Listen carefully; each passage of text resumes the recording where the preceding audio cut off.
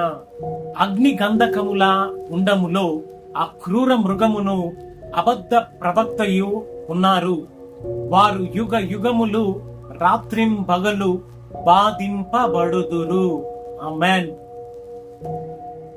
సర్వాధికారియు అనంత జ్ఞాని అయిన దేవుడు అంత్య దినములలో అపవాదికి జరుగు సంగతులను నీకు తెలియజేస్తూ ఉన్నాడు. హల్లెలూయా.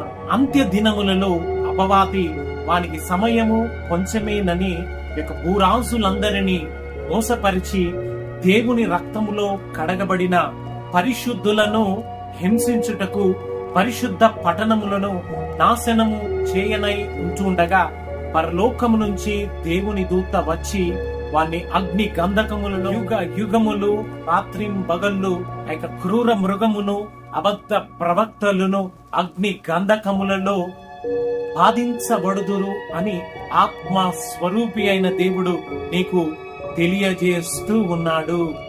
హల్లెలూయా. హల్లెలూయా.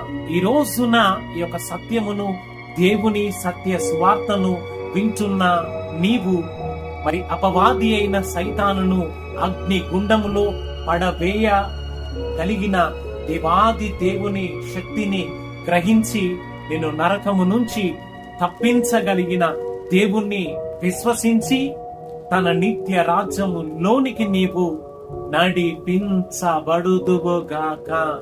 ఆమేన్. హల్లెలూయా.